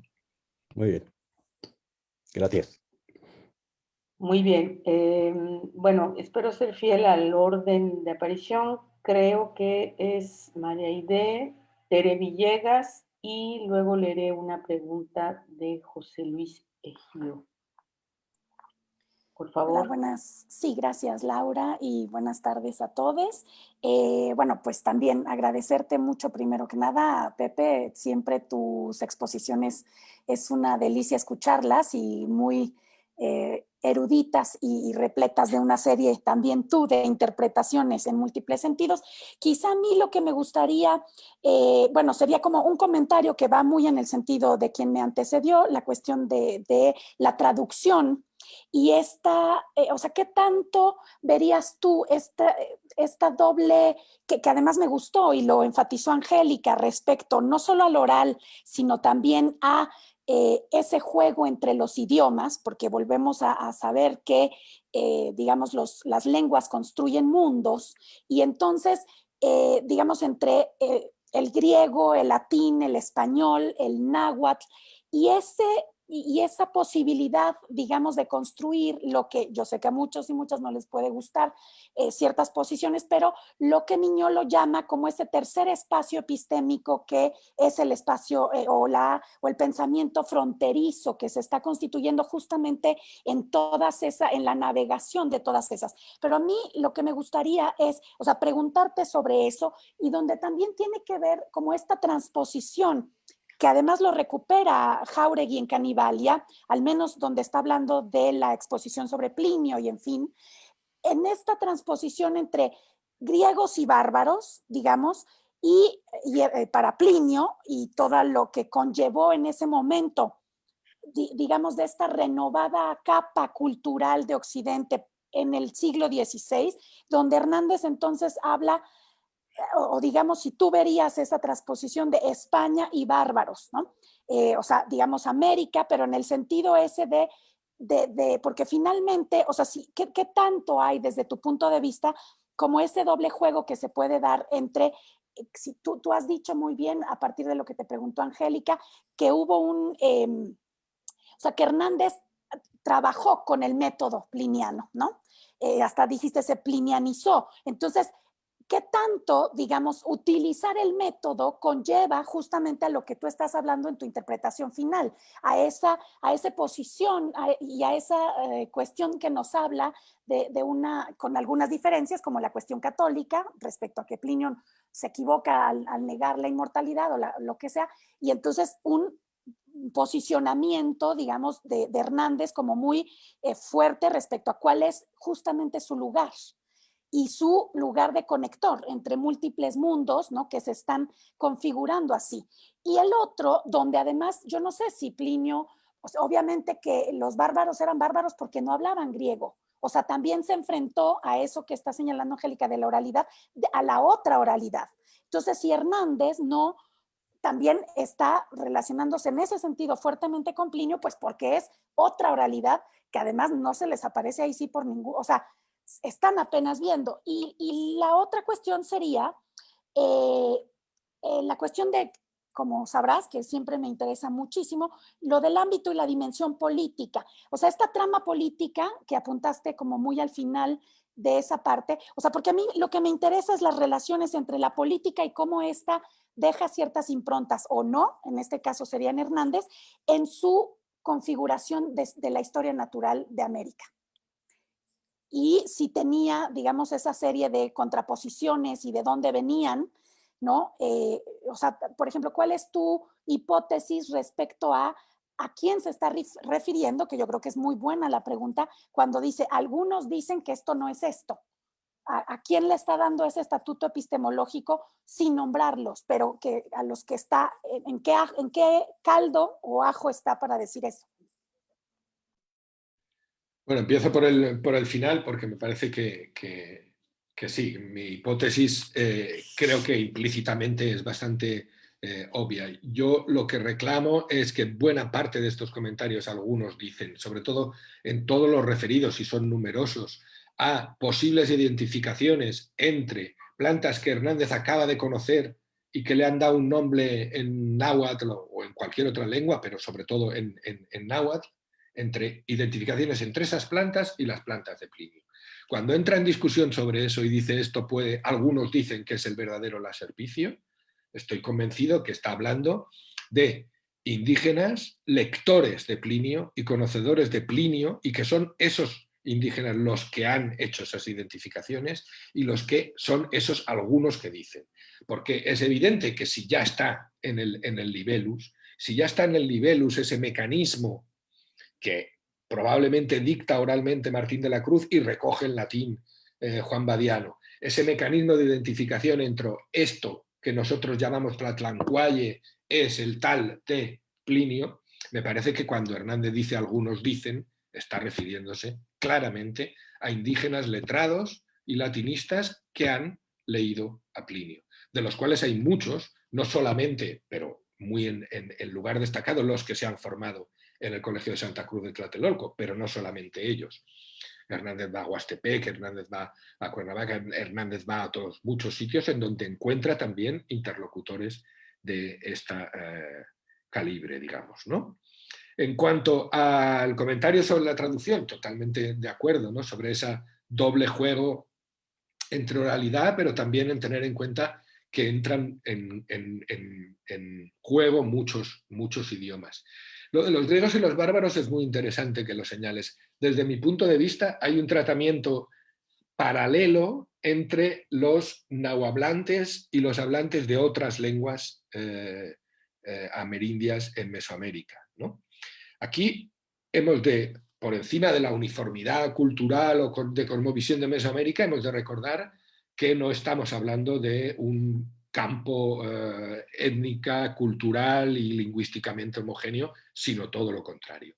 Y esto es algo que Hernández establece muy claramente. Por eso me gusta mucho la idea de los clasicistas que están estudiando este tema, la idea esta de pensar que el náhuatl funge en cierto modo para un humanista europeo llegado allí el papel que el griego juega en los estudios humanísticos de los latinistas europeos, ¿no? Y Hernández, esa es su formación de partida y por lo tanto creo que ese mecanismo lo establece claramente. El náhuatl es el griego de Mesoamérica, la lengua clásica en la que él, mediante los intérpretes, yo dudo mucho esas afirmaciones sobre su conocimiento del náhuatl, yo creo que era muy limitado. Hemos de pensar que está escasamente 6 años allá y que evidentemente lo que sí que tiene es una enorme cantidad de posibilidades de recurrir a intérpretes, tanto frailunos como indígenas. Y bueno, sobre la idea de Miñolo y el tercer espacio, como sabes, porque lo he citado y porque lo hemos hablado muchas veces, a mí hay muchas cosas de Walter Miñolo que me resultan especialmente atractivas y sugerentes. Esta del tercer espacio epistémico en el territorio fronterizo yo la he utilizado también, pero no la aplicaría a Hernández y a su Plinio. A mí me da la impresión de que de que Hernández abandona pronto el tercer espacio epistémico, porque acaba fracasando en él. Y yo creo que aunque hay poquísimos testimonios de lo que ocurre con Hernández desde el año 78, que regresa, hasta el año 87 en el que muere, me parece que no. Lo que sí que me interesa, y por eso yo hice un trabajo sobre que llamé Viajes de ida y vuelta o algo así, sobre la huella de Hernández en Nueva España, ahí sí que me interesa y ahí sí que me funciona el concepto. Lo que hacen con los textos hernandinos en Nueva España, pero no Francisco Hernández, sino los que están allí, ¿no? Y los que prolongan y los que construyen ese tercer espacio epistémico en la frontera, sí que me parece un artefacto conceptual interesante que hay que tener en cuenta, ¿no? Perdón si me he extendido mucho, Aide, pero es muy sugestivo siempre lo que dice. Muchas gracias. Bueno, a continuación sería Tere Villegas, que hizo la mano. Hola Pepe, hola Angélica, gracias por sus textos. Yo tengo una duda. Me ha gustado mucho esta sugerencia interpretativa que nos muestra sobre este doble Plinio y esta incorporación del mundo natural a esta visión global católica imperial a través justo de la interpretación de la naturaleza. Pero mi duda es, ¿qué pasaría si incorporáramos al mundo natural como un agente más? Porque pareciera que el mundo natural en Plinio está esperando ser interpretado a partir de esta visión imperial romana, en Hernández a partir de esta pretensión de incorporar al mundo natural a través del náhuatl, a través de dar a conocer el mundo de Nueva España, a esta visión global católica, pero ¿qué pasaría si incorporáramos a la naturaleza y al mundo natural no como un agente pasivo que está ahí esperando ser interpretado? Digo sobre todo, por ejemplo, desde las perspectivas de la historia ambiental, donde la naturaleza también da como le da forma a lo que decimos de ella, ya sea como un recurso, ya sea como, no sé, como lo que nos contabas de Tlacuache y de estos ayudantes de Hernández, de cómo lo cazaron y le enseñaron a cuidarlo. ¿Qué tendría de especial el mundo natural americano frente, por ejemplo, o de diferente al mundo natural pliniano? ¿Qué es lo que le provocan a Hernández? ¿Qué preguntas le sugieren? No sé, porque creo que esa perspectiva de la historia ambiental puede ser bastante sugerente en esta interpretación muy rica que nos has mostrado. Y ya esa era mi pregunta. Magnífica pregunta, Tere, te lo agradezco mucho. Yo sobre esta cuestión o este reclamo de darle agencia a las cosas, me parece interesante, pero te confieso que todavía no he reflexionado lo suficiente. Quiero decir, tiende a producir una cierta desconfianza el otorgarle agencia a las cosas. Lo que sí que de momento, y creo que he insistido bastante en eso en mi exposición, darle un juego importante en la construcción de conocimiento al manejo material de las cosas, eso sí, ¿no? Y por otra parte, evidentemente, no es lo mismo cuando hablamos de una piedra bezoar que cuando hablamos de un animal como un tlacuache, ¿no? Y hasta qué punto se condiciona la manera de construir conocimiento que se produce con la observación o con la propia experimentación, ¿no? A mí me parece que esa experiencia material, esa experiencia de los sentidos, ¿no? Y del conocimiento que se construye a través de los sentidos, interactuando con el mundo natural, hay que darle muchísima más relevancia de la que se le ha dado hasta ahora, ¿no? El juego metafórico de darle agencia a las piedras y al paisaje me parece interesante, a condición de que no perdamos de vista que muchas veces no deja de ser un juego metafórico. Me da la impresión, aunque reconozco que en esto debería seguro reflexionar más, sobre todo porque veo que cada vez hay más llamadas a esta cuestión de darle agencia a las cosas. Yo creo que es importante darle una trascendencia cada vez mayor, y en la experiencia hernandina me parece fundamental, al manejo material del mundo natural, eso sí. Muy bien. Bueno, ahora sí tocaría la pregunta de José Luis Ejío. Creo que son varias. Pregunta si Francisco Hernández pudo llegar a conocer y usar los materiales elaborados previamente por Fernández de Oviedo para su proyecto de historia general y natural, aparte del breve sumario publicado en 1526. Y en el plano metodológico, ¿qué diferencia fundamentalmente los enfoques plinianos de ambos? ¿Qué le falta en este sentido a Fernández de Oviedo, aparte de obviamente el latín y el griego, para poder producir una obra de la riqueza y calidad protocientífica de la historia natural de Hernández? Ahí la tienes en el chat por si... La leí a la vez, gracias. Ok. No, es una pregunta fundamental, porque es una pregunta que yo me he hecho muchas veces, entre otras cosas porque yo aterricé en la obra de Fernández de Oviedo antes ni siquiera de haber leído una sola frase de Hernández, ¿no?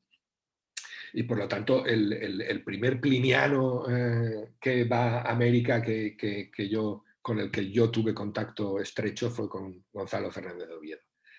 Pero las diferencias son enormes. Aparte de, obviamente, el latín y el griego, como dice usted, pero es que eso es una gran diferencia, y eso apunta ya a una gran diferencia, ¿no? La diferencia de la conformación, en primer lugar, de la conformación intelectual de Oviedo antes de pisar territorio americano, la que tiene en la otra orilla todavía europea, es radicalmente diferente a la de Hernández, ¿no? Oviedo es una persona que no tiene una formación académica. Oviedo es una persona que se maneja desde el principio en ese humanismo cortesano en el cual experimenta él una serie de relaciones de vasallaje que otros no tienen, y sobre todo la diferencia fundamental es que la experiencia americana de Oviedo es la experiencia de un oficial de la corona encargado de imponer el régimen colonial de una manera completamente diferente a la de Hernández. Oviedo llega como veedor, como inspector de las finanzas del rey ante los abusos y las locuras desmadradas de Pedrarias de Ávila, y su experiencia acaba siendo la de el responsable de la fortaleza militar de Santo Domingo en la isla española.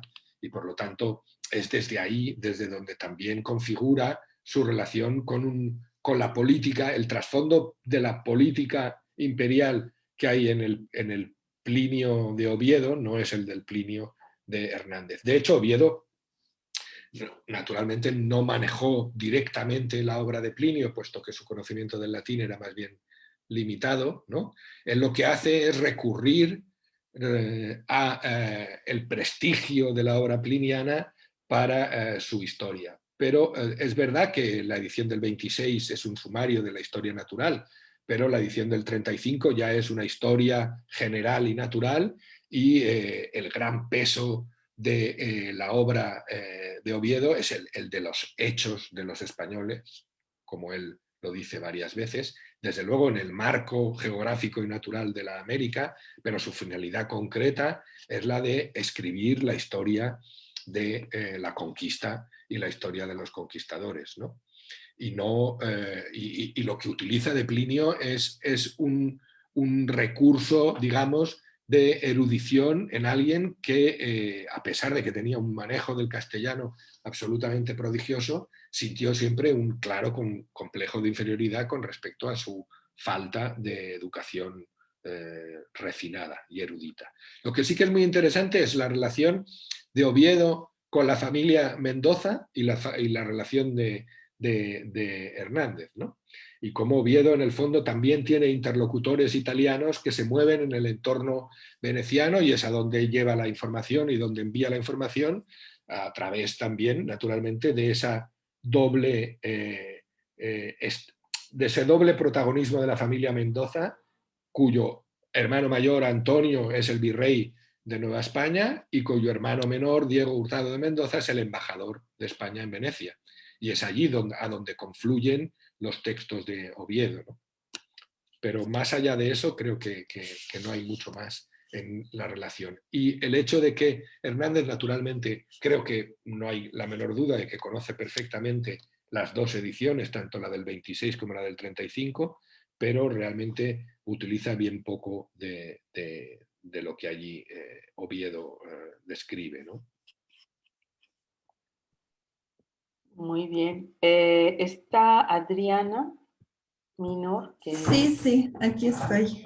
Volví, que se desconectó esto. Pero bueno, Pepe Pardo, muchas gracias por esta charla. Realmente no es mi ámbito de especialidad usual, pero me interesan mucho estos temas. Me parece muy interesante pues la lectura que nos propones de la autorrepresentación de Hernández a través y en diálogo con la obra de Plinio y la invitación a repensar las relaciones entre las dos orillas. Me llama la atención, sin embargo, que no hablas de circulación de conocimientos cuando, bueno, es algo que es muy habitual en la historia de la ciencia. Quizá lo haces a propósito, quizá no te funciona, pero me gustaría saber si tienes algún comentario, no sé, sobre por qué no caes en la tentación de hablar de circulación de conocimientos en este caso. Bueno, es una pregunta sutil, Adriana, porque es parte de una observación muy sutil, desde luego. Deliberadamente no he utilizado la palabra circulación y el verbo circular, ¿no? En primer lugar, por una especie de saturación con respecto a los circulatores, ¿no? Los circulatores, esto es una denominación latina que es escolástica, como sabéis, ¿no? y que obedece a otro contexto. No, ahora fuera de ironías, me parecía que no me aportaba nada y además ante un auditorio en el cual creo que de haberlo utilizado y de haber advertido que con la teoría de la circulación de conocimientos se tiende a una visión horizontal y no jerarquizada, se tiende a una marginación de las relaciones de poder, se tiende a presentar, digamos, desde un punto de vista, no digo carente de tensiones y de conflictos, pero sí que tienden a aplanar el conflicto y sobre todo que tienden a aplanar la enorme jerarquía de quién detenta, quién fabrica, quién consume y quién interviene en el poder, en la producción del conocimiento y cómo las relaciones de poder marcan fuertemente eso. No digo que muchos de los que abusan o usan la expresión de circulación, no digo que no sean conscientes de eso y muchos de ellos lo hacen, pero tener que hablar de circulación para luego hacer todo el predicamento acerca de las prudencias con las que hay que tener y que esto está sirviendo para otras agencias, pues me parecía que podíamos aquí, y permítaseme la heterodoxia o la lejanía de la ortodoxia de la historiografía dominante en historia de la ciencia, pues prescindir del concepto de circulación. Que yo he utilizado muchas veces, ¿eh?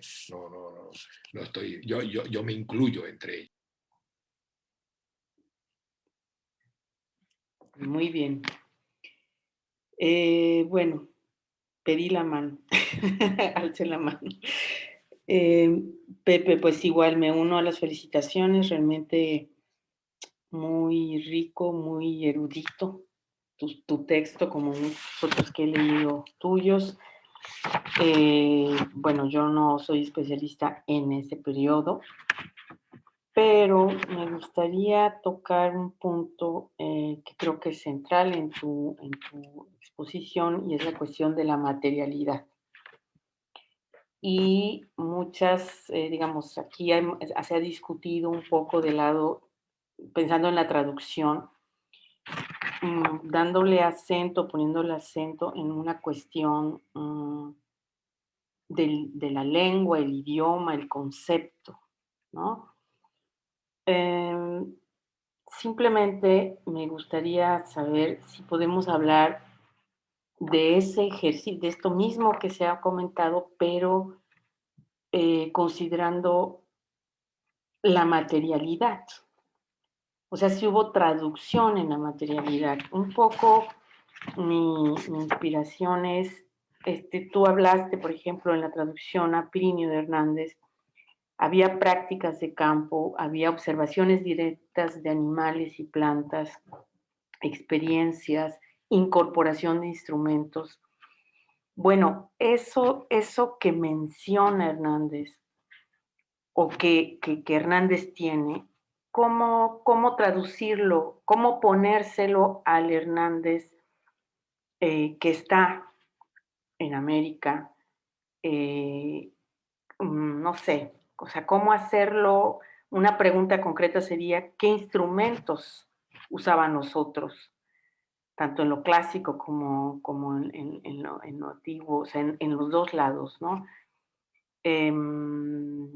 No sé si me doy a entender, pero me gustaría si pudieras describir más eso. De hecho, la pregunta que te hizo Tere Villegas, me permito tutearla, o sea, mi idea es cómo se intervino esa naturaleza, aunque sea en el texto, y quizás había alguna intervención, no sé. Sí, sí, muy interesante, Laura. Y precisamente esto formaba parte de mi agenda programática. Quiero decir, yo no he terminado ni probablemente estoy aún lejos de terminar este análisis de los comentarios de Hernández a la traducción de Plinio y combinarlos con el resto de la obra hernandina. Pero una de mis intenciones en esta segunda lectura o tercera lectura, en este reanálisis de estos textos, una de mis intenciones es la de inventariar este tipo de referencias a lo material, tanto de artefactos, es decir, de instrumentos construidos por la sociedad novohispana y prehispánica que hayan sobrevivido y que tengan ese contacto directo con Hernández, tanto a los artefactos como a la materialidad de los objetos naturales, ¿no? Sean estos vivos o estén muertos o se abran en una mesa de disección para observar algún mecanismo, ¿no? Hay alusiones constantes a este tipo de actividades y a este tipo de prácticas. Por eso las enuncié ahí, porque todas ellas están y se pueden documentar, ¿no? Volvemos en general sobre los mismos textos siempre, pero mi reclamo es, tratar la totalidad de los escritos hernandinos y poder acabar teniendo una visión más completa de lo que es esta relación con el mundo material y esta relación con las prácticas que otros le enseñan. A mí me parece fundamental, por ejemplo, en todo el libro dedicado a la descripción de la fauna, tanto de avícola como piscícola, de la cuenca lagunar mexicana.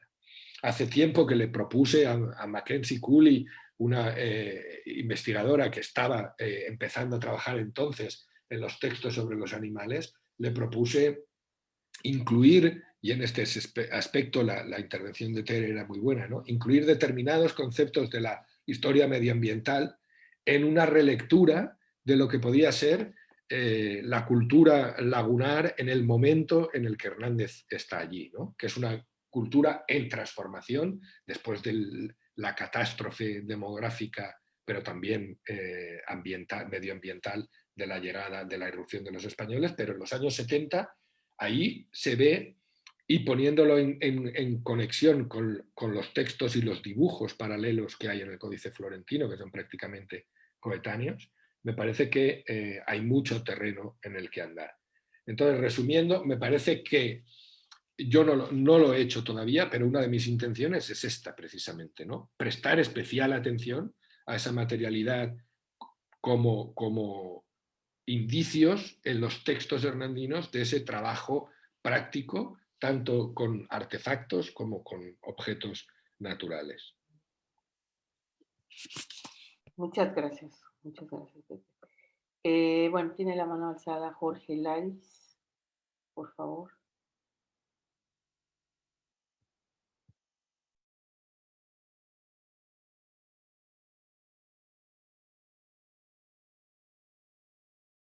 Jorge, no lo escuchamos. No, Perdón, es que ¿ahora me escuchan? Sí, sí, ahora sí. Ah, perfecto. A ver. Bueno, a mí me interesa mucho. Bueno, primero, otra vez vuelvo a empezar. Me pareció una plática muy interesante y a mí me interesa la relación entre los usos y las ideas, como dices. En específico, entre los usos de las medicinas, por ejemplo, y las ideas sobre ellas y sobre los métodos en que curan, que muchas veces se desarrollan de manera paralela y a veces pareciera que no, que se separa el desarrollo de una idea de su uso o se transforman independientemente. Es una relación complicada. Y en eso estoy de acuerdo con que el uso de la metáfora de la agencia de las cosas no me parece satisfactoria, aunque creo que viene un poco del estudio de estas relaciones coloniales, cuando se usa la agencia del grupo marginado frente al poder colonial, ¿no? Como una especie de resistencia. Y entonces, metafóricamente, la resistencia del mundo material a la imposición de ideas sobre él. Supongo que de ahí viene, aunque no me parece del todo. Y entonces, en la presentación que había de esta exposición, hablabas de una tendencia dominante en la historiografía de nuestros tiempos por el interés en la experiencia práctica, y de la necesidad de rescatar el estudio, pues, de las ideas también que tenían los científicos, o sea, no verlos como meros empiristas en el siglo XVI, sino también, pues, como gente muy letrada, interesada en el estudio de los clásicos. Y pues, bueno, creo que al final es algo que no estuvo tan directamente, no dijiste tan explícitamente en tu exposición, pero sí me interesa escuchar un poco tus reflexiones sobre esta tendencia historiográfica y qué maneras de salir de ella encuentras. Pues muchas gracias, Jorge, por las dos cuestiones, ¿no? La primera, me gustaría volver un poco a la cuestión de la agencia. Es verdad que la agencia de como tú has dicho, de los grupos marginales, pero a mí lo que me gustaría remarcar aquí es que agencia no es igual a resistencia. Resistencia es una parte, ¿eh? Y ahí ha habido un reduccionismo también, yo creo que un poco, si me lo permitís, paternalista, acerca de la resistencia, ¿no? Y de reducir la agencia de los grupos mal llamados subalternos, y aquí no solo me estoy refiriendo a la cuestión de los indígenas, sino claramente a la cuestión de género y a la perspectiva de género también, ¿no? De calificarlo todo como una resistencia. A mí me parece que eso empobrece tremendamente el concepto de agencia, ¿no? Que yo, ya te digo, y coincido contigo, no se lo daría a las cosas, pero que si se lo doy, y creo que hay que dárselo a todos los grupos involucrados en la producción de conocimiento, sean subalternos o sean hegemónicos, mi llamada de atención ahí sería no reducir a resistencia, exclusivamente a resistencia, lo que los grupos subalternos oprimidos o explotados o marginados producen. Y sobre la otra cuestión de la cuestión de la tendencia historiográfica sobre la experiencia. Sí, yo me he referido un poco de pasada y un poco irónicamente también, pero por lo que tiene a veces de reduccionismo, ¿no? Un reduccionismo a la experiencia como si fuera algo que se puede extraer o que se puede reivindicar como algo independiente del marco. teórico. A mí me parece que la construcción de marcos, y esto lo vemos todos los días en la actualidad también, no solamente en el terreno de la política, también en el terreno del conocimiento y en el terreno del conocimiento científico. Sin esos marcos no hay posibilidad. Otra cosa es poner el acento mayor o menor en qué tanto de experiencia directa y qué tanto de construcción a través de los sentidos y la experiencia de los sentidos puede tener en el cambio o en la transformación de esos marcos teóricos.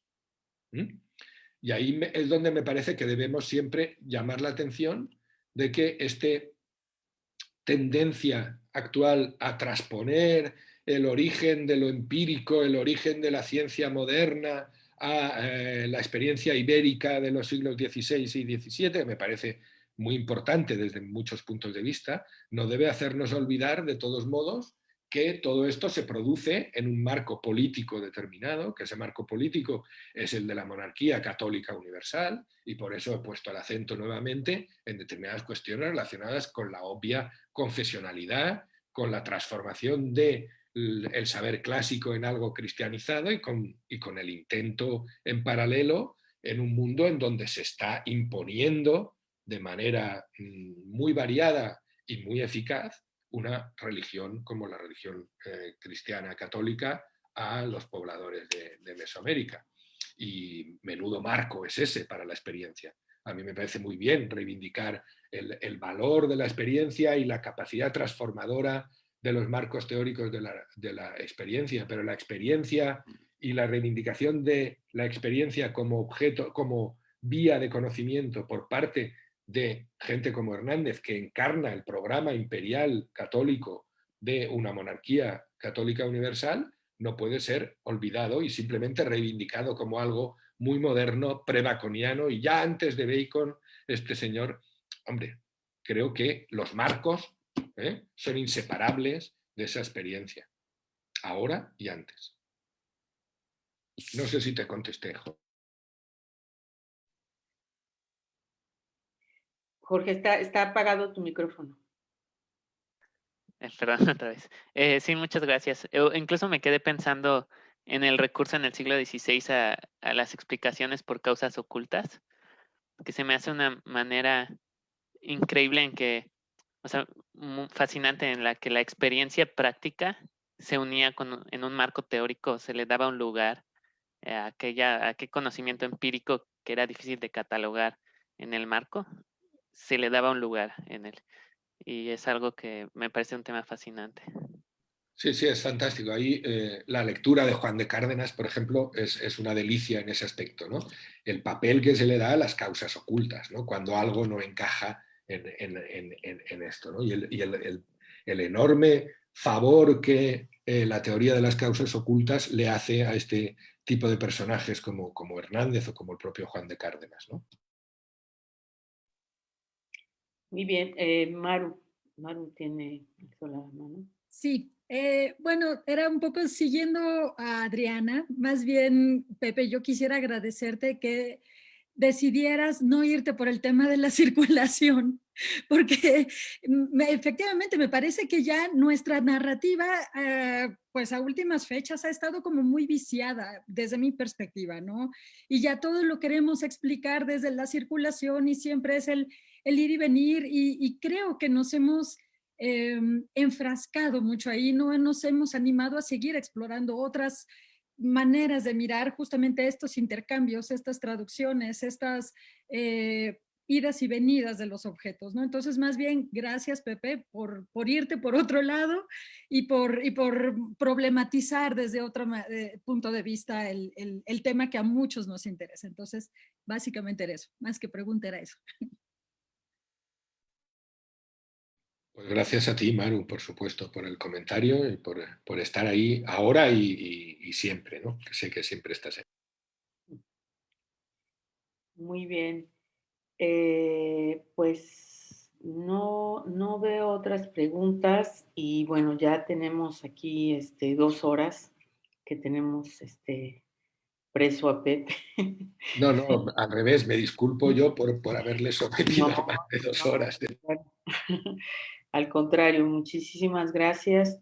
Pues si no tienen la comentarista y, bueno, Angélica y Pepe o alguien más,